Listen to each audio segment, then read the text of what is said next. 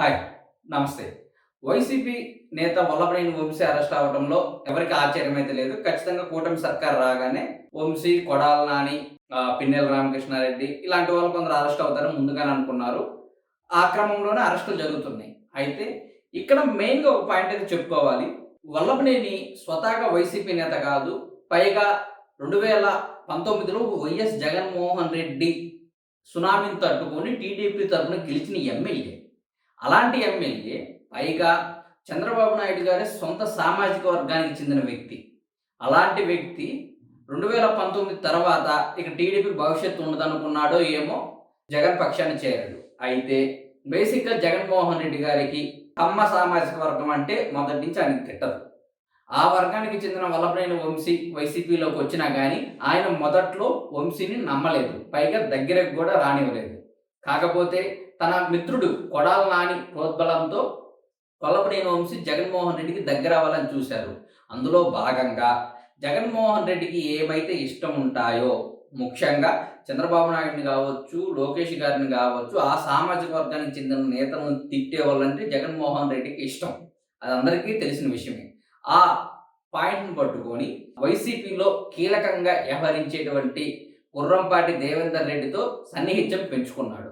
అతనికి దగ్గరయ్యి అతని ద్వారా అతనిచ్చే స్క్రిప్ట్‌లు చదువుతూ చంద్రబాబు నాయుడు గారిని, భువనేశ్వర్ గారిని, లోకేష్‌ని టార్గెట్ చేస్తూ వల్లభనేని వంశీ వ్యతిరేకిపోయాడు. ఈ క్రమంలో తన సొంత పనుల కోసం లేదా తన వ్యాపారాలు నిలుపుకోవడం కోసం ఇక జగనే దిక్కు, జగన్‌కి దగ్గర కావాలంటే ఈళ్ళని తిట్టాలనే ప్రక్రియలో అక్కడి నుంచి వచ్చిన స్క్రిప్ట్‌లను తూచా తప్పకుండా ఇష్టం వచ్చినట్టు మాట్లాడాడు వల్లభనేని వంశీ. దీంతో జగన్మోహన్ రెడ్డి గారు సరేలే అంటూ వల్లభనేని వంశీని కొంచెం దగ్గరికి రానిచ్చారు. కాకపోతే పరిస్థితులు తిరగబడ్డాయి.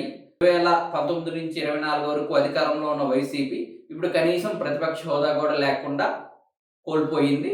మరో పక్కన కొడాల నాని కావచ్చు, వల్లభనేని వంశీ కావచ్చు, ఆయా నియోజకవర్గాలు ఓడిపోయి రాష్ట్రాన్ని వదిలిపెట్టి తమ సొంత గ్రామాలను వదిలిపెట్టి హైదరాబాద్‌లో బతుకుతున్నారు. ఈ ఎపిసోడ్‌ని గమనిస్తే జగన్మోహన్ రెడ్డి గారు వల్లభనేని వంశీని ఆయనేదో గొప్ప రాజకీయ నాయకుడనో, లేకపోతే ప్రజాదరణ ఉన్న నేతనో తన పార్టీలోకి చేర్చుకోలేదు. కేవలం చంద్రబాబు నాయుడు గారిని తిట్టించటానికి, లోకేష్ గారిని తిట్టించటానికి వల్లభనేని వంశీని వైసీపీలోకి చేర్చుకున్నాడు. దానికి తగ్గట్టు అతన్ని ఉపయోగించుకున్నాడు. జగన్ టార్గెట్ అయితే పూర్తయిపోయింది. చంద్రబాబు నాయుడు గారిని, భువనేశ్వరమ్మ గారిని ఎంత తిట్టించాలో అంత తిట్టించాడు. జగన్మోహన్ రెడ్డి గారి కోరిక తీరింది. కాకపోతే ఇక్కడ ఫైనల్‌గా బలైందయ్యా ఎవరంటే వల్లభనేని వంశీ. సరే, తాడేపల్లి నుంచి స్క్రిప్ట్‌లు వస్తుంటాయి. కానీ వల్లభనేని వంశీ బుద్ధేమైంది? ఆయన ఆలోచన ఏమైంది? ఒళ్ళు మర్చిపోయి నోటికి ఏమొచ్చిద్దని తెలియకుండా ఈ విధంగా మాట్లాడాడు. ఒక దశలో ఇది ఎలా అయిపోయిందంటే ప్రతి టీడీపీ కార్యకర్త కావచ్చు, చంద్రబాబు నాయుడిని అభిమానించే ప్రతి ఒక్కరు కావచ్చు, వంశీతో డైరెక్ట్‌గా వారికే దిగాడు. వల్లభనేని వంశీకి మాకు గొడవైంది. ఇక వంశీని వదిలిపెట్టకూడదు. వల్లభనేని వంశీ అంతు చూడాలి. అదేవిధంగా కొడాల నాని అంతు చూడాలన్న కసితో టీడీపీ క్యాడర్ పనిచేసింది. అంత వైరం పెంచుకున్నాడు వల్లభనేని వంశీ. దానికి తగ్గ ప్రతిఫలం అయితే ఇప్పుడు అనుభవిస్తున్నాడు. ఇక్కడ ఇందాకే చెప్పుకున్నట్లు జగన్మోహన్ రెడ్డి గారికి పోయింది ఏమీ లేదు. చంద్రబాబు నాయుడు గారిని, లోకేష్ గారిని వాళ్ళ సామాజిక వర్గానికి చెందిన నేతతోనే తిట్టించాడు. ఆ తిట్లని జగన్మోహన్ రెడ్డి గారు, అదేవిధంగా వైసీపీలో ఉన్నటువంటి కొందరు సంతోషపడ్డారు. వాళ్ళు హ్యాపీ అయ్యారు. అందులో చంద్రబాబు నాయుడు గారిని, లోకేష్ గారిని తిట్టి జగన్మోహన్ రెడ్డి గారికి దగ్గరవ్వాలి, వైసీపీలో చక్రం తిప్పాలనుకున్న వల్లభనేని వంశీ ఇప్పుడు జైలు ఊసలు లెక్క పెట్టుకున్నాడు.